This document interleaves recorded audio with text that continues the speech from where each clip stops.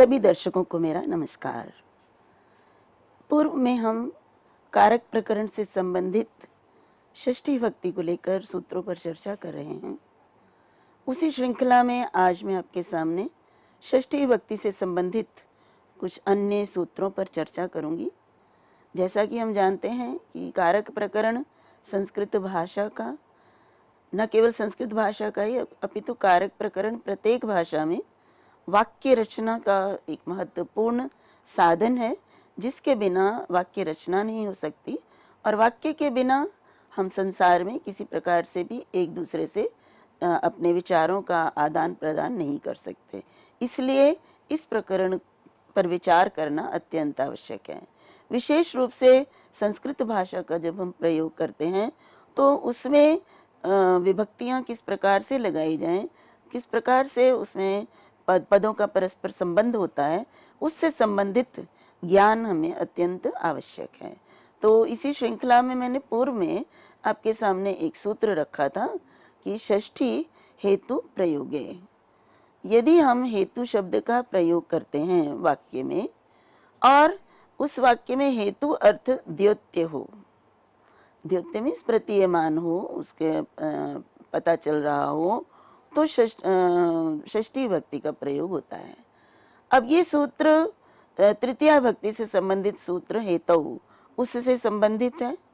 उस सूत्र के अनुसार हेतु अर्थात जब वाक्य में हेतु द्योत्य होता है तो तृतीया विभक्ति का प्रयोग होता है।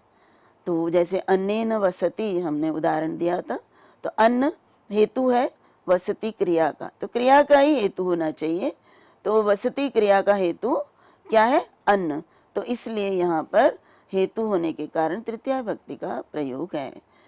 इसी के अपवाद के रूप में मैंने आपके सामने सूत्र रखा था कि षष्ठी हेतु प्रयोगे, अर्थात हेतु द्योत्य होना एक बात है, हेतु शब्द का प्रयोग होना दूसरी बात है।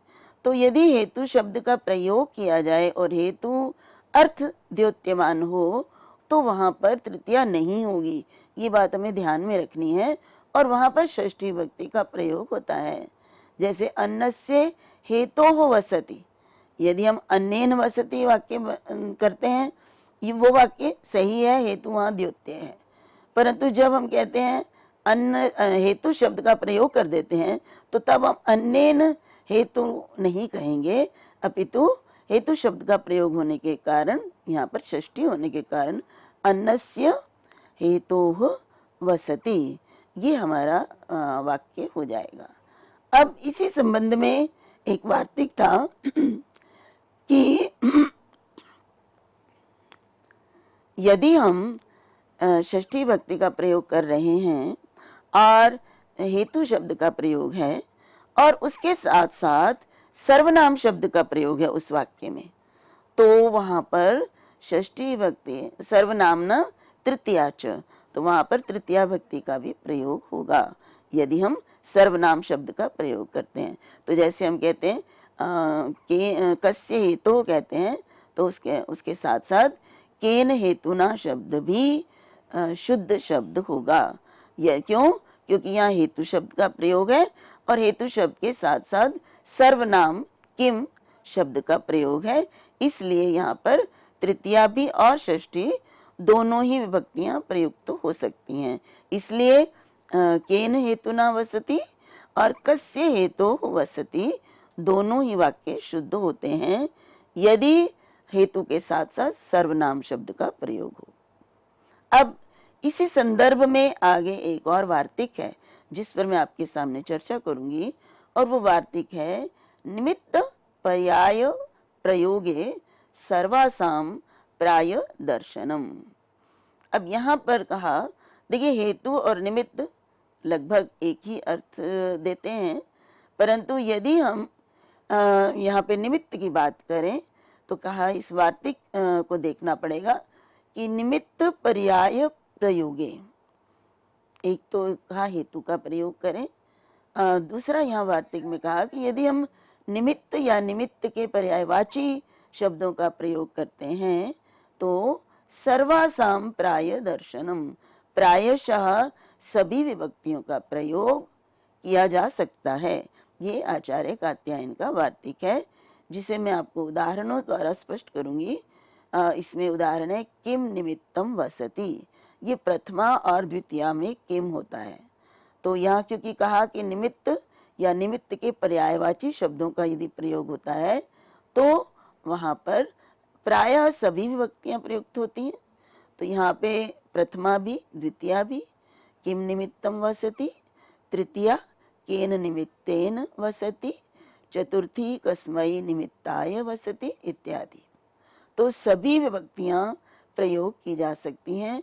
अगर हम वाक्य में निमित्त शब्द का प्रयोग करते हैं तो उसमें हमें पूरी छूट होती है कि हम इनके साथ कोई भी विभक्ति प्रयोग कर सकते हैं। इसी प्रकार से देखिए, निमित्त का पर्याय यदि शब्द प्रयुक्त करते हैं तो कारणम, यहाँ पे कारण शब्द है, ये भी निमित्त का पर्याय है। तो एवं किम कारणम, यहाँ पर भी एवं किम कारणम, फिर केन कारणेन, कस्मै कारणाय और कस्मै और इसके अतिरिक्त कस्मात् कारणात्, ये सभी रूप शुद्ध कहे जाते हैं, ये इस वार्तिक के अनुसार। अब यहाँ पे को हेतु किम प्रयोजनम, ये भी यहाँ पे आपके सामने निमित्त के ही पर्याय हैं। तो इस प्रकार से निमित्त के पर्यायवाची शब्दों का यदि प्रयोग होता है तो वहां पर सर्वनाम होना चाहिए। ये भी ध्यान रखिए, क्यों अभी मैं आपको स्पष्ट करूंगी, क्योंकि यहाँ पंक्ति है बाल मनोरमा में दी गई है, असर्वनामनो अपि एतद् भवति। तो उन्होंने ये कहा है कि यदि सर्वनाम शब्द प्रयोग नहीं किया गया है तब भी यहाँ पे सभी विभक्तियां प्रयुक्त हो जाती हैं निमित्त शब्द के साथ। तो जहां हमने पूर्व वार्तिक में पढ़ा था कि सर्वनाम का प्रयोग होता है तो तृतीया और पंचमी होती है, लेकिन सर्वनाम का प्रयोग नहीं होता तो तृतीया नहीं होगी, षष्ठी, पंचमी नहीं षष्ठी, तो षष्ठी होगी। तो अगर हम सर्वनाम का प्रयोग नहीं करते तो वहां हेतु का प्रयोग करते हैं तो केवल षष्ठी होती है। लेकिन यहाँ पर जब निमित्त के पर्यायों का प्रयोग जब हम करते हैं तो वहां पर यदि सर्वनाम नहीं है तब भी सभी विभक्तियां प्रयुक्त हो जाती हैं। ये बाल मनोरमा में कहा गया है। इसी प्रकार से वहां ये भी कहा प्राय ग्रहणाद असर्वनामना प्रथमा द्वितीय न स्तः।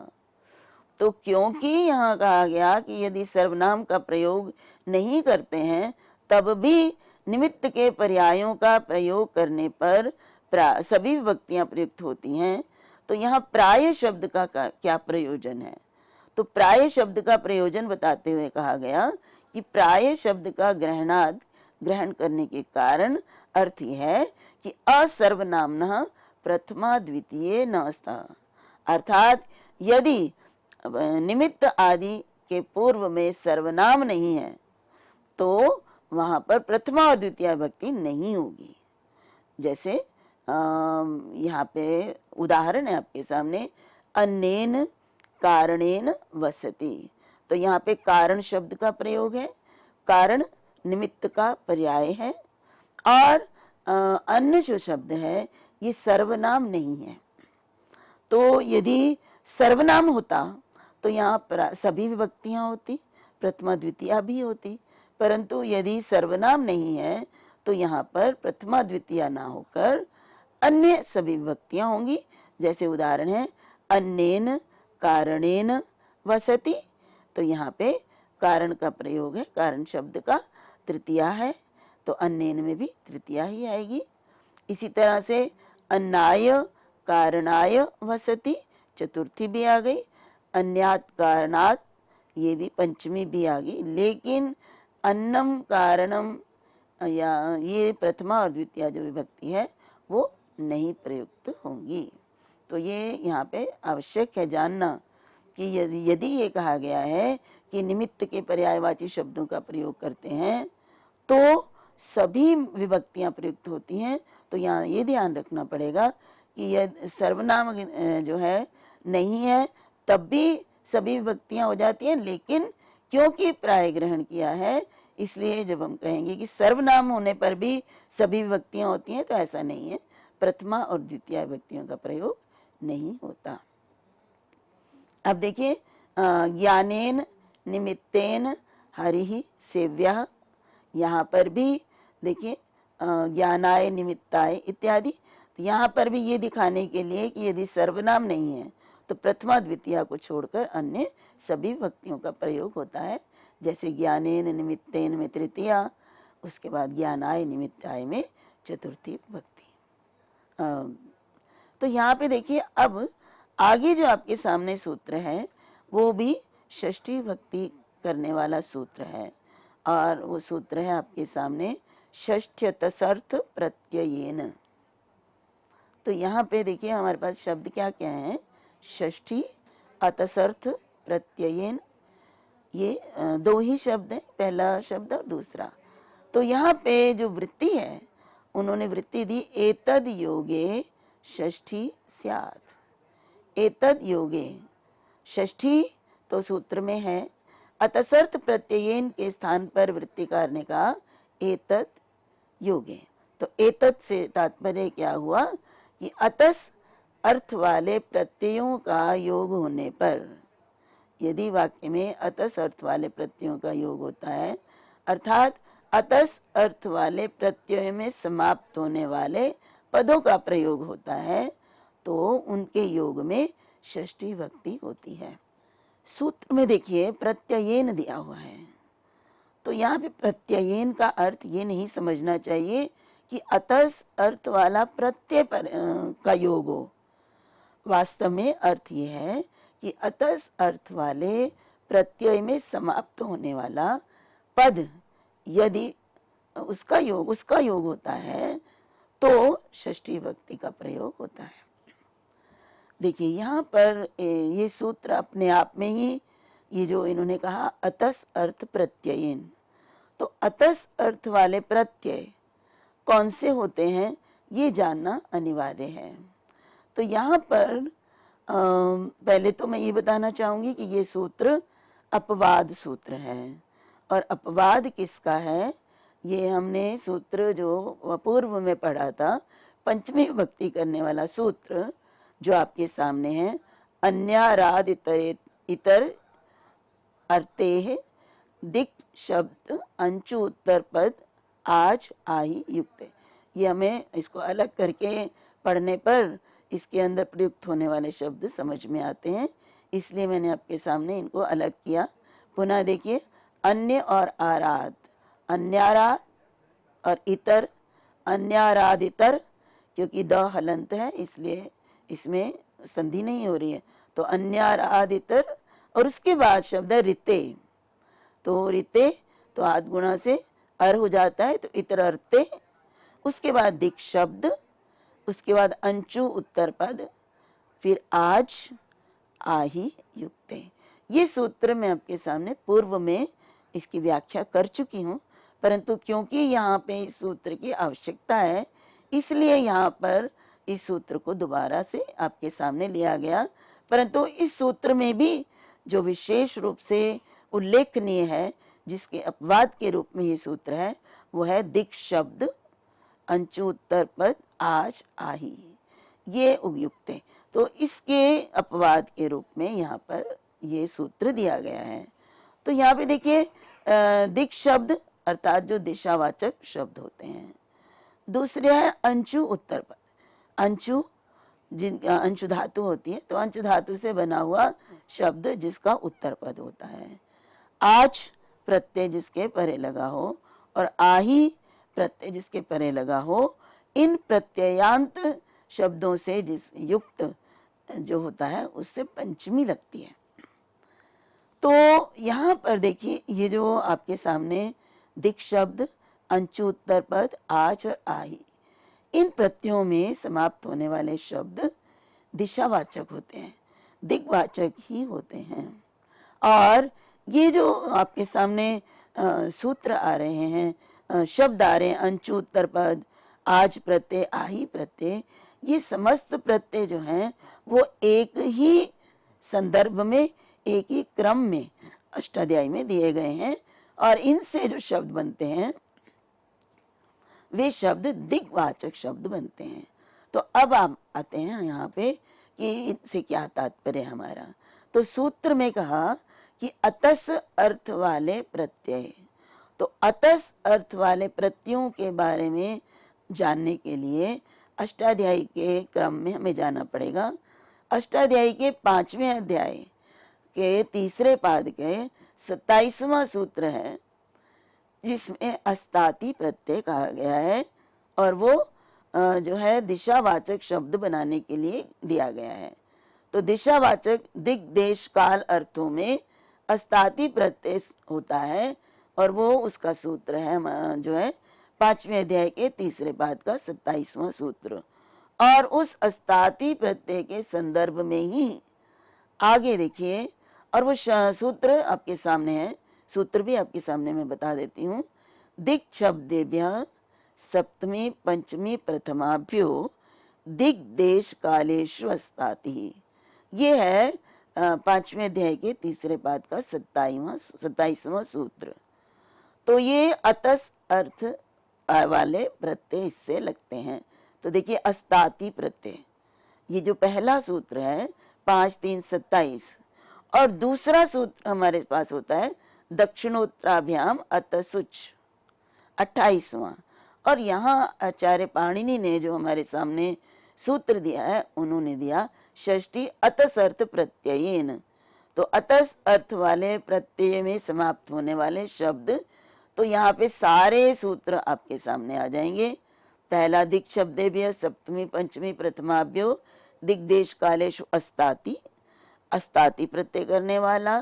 फिर आपके सामने दक्षिणोत्तराभ्याम अतसुच, अतस प्रत्यय करने वाला सूत्र। और इसके बाद यहाँ से लेकर और अस्ताति च, ये 5वें अध्याय के तीसरे पाद का 40वां सूत्र है। तो इनके अंतर्गत जितने भी सूत्र आते हैं, उन सूत्रों से जो प्रत्यय किए जाते हैं वो दिशावाचक शब्द उनसे बनते हैं। तो दिशावाचक शब्दों से पंचमी विभक्ति का प्रयोग बताया गया है। मैंने अभी आपको बताया दिक् शब्द जो उस सूत्र में बताया गया अन्याराध वाले में, उसमें दिशावाचक शब्दों के साथ के योग में पंचमी है। और इस सूत्र के अनुसार अतस अर्थ वाले प्रत्ययों के योग में षष्ठी विभक्ति होती है। तो इस प्रकार से पहले तो हम यही समझेंगे कि ये सूत्र अपवाद सूत्र है, जहां दिशावाचक शब्दों के योग में पंचमी कही गई थी, यहाँ इन्होंने अतस अर्थ प्रत्यय के योग में षष्ठी विभक्ति कही है। तो एक तो ये कि ये अतस अर्थक जितने भी प्रत्यय हैं उनके योग में षष्ठी विभक्ति कहता है, भले ही वो जो है दिग्वाचक क्यों ना हो।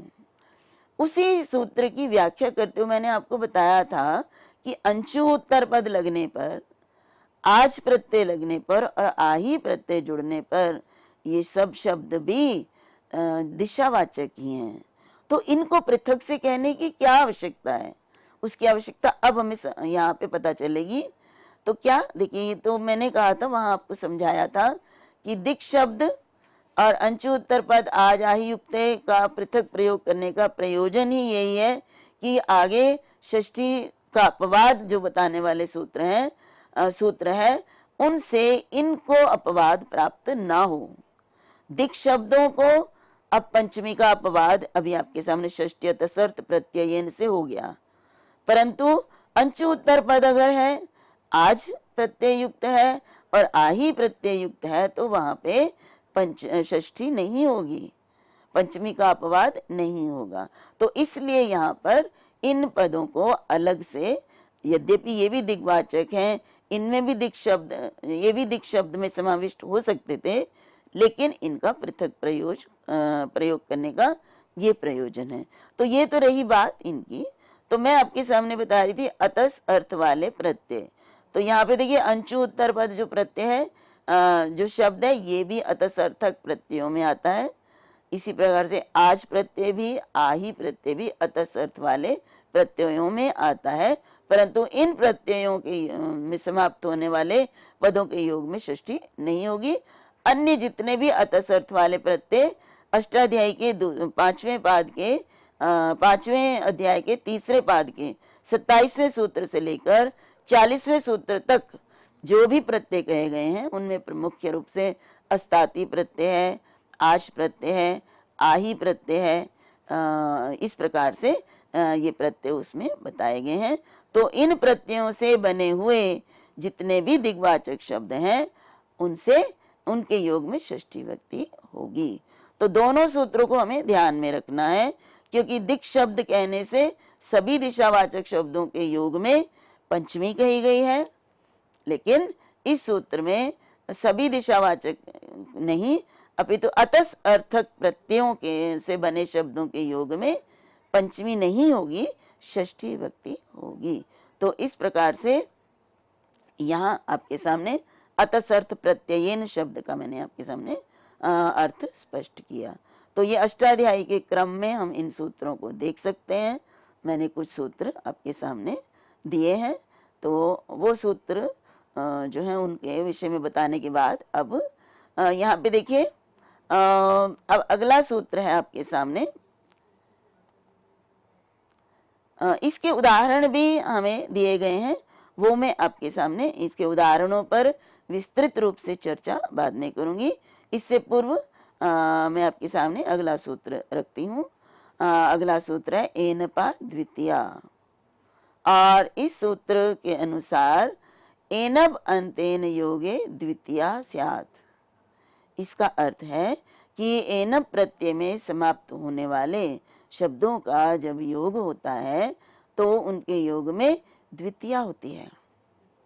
अब देखिए, एनब प्रत्यय किस सूत्र से होता है ये आपके सामने है। एनब अन्यतरस्याम अदूरे अपंचम्या, ये सूत्र है, और ये भी अतसार्थक प्रत्यय 5-3-27 से 5-3-40 के अंतर्गत आने वाले सूत्रों के अंतर्गत आता है।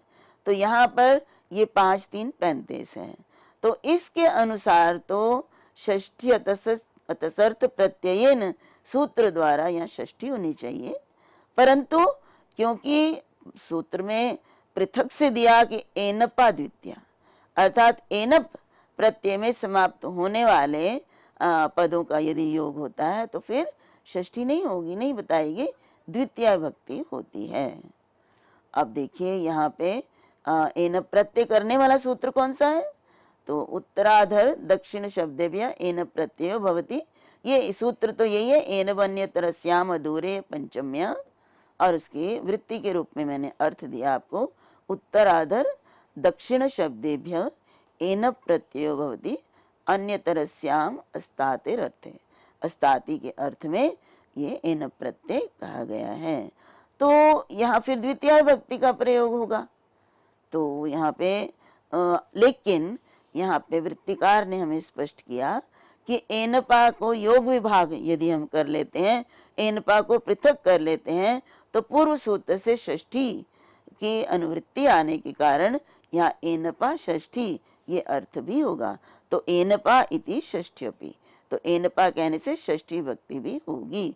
तो इस प्रकार से दक्षिणेन ग्रामम ग्रामस्य वा, तो यहाँ पे देखिए दक्षिणेन, ये दक्षिण से एनप प्रत्यय लग के दक्षिणेन बनता है, और यहाँ द्वितीय ग्रामम इसके योग में, और षष्ठी भी जबकि हमने एनपा का योग विभाग किया है। इसी प्रकार से दक्षिण और उत्तर, उत्तर शब्द भी हो तो इसी प्रकार उत्तरेण ग्रामम ग्रामस्य वा, इस प्रकार से रूप बनेंगे। तो अभी के लिए इतना ही। अगले व्याख्यान में मैं आपके सामने कुछ अन्य बातें इस सूत्र से संबंधित प्रस्तुत करूंगी। तब तक के लिए आप सभी का धन्यवाद।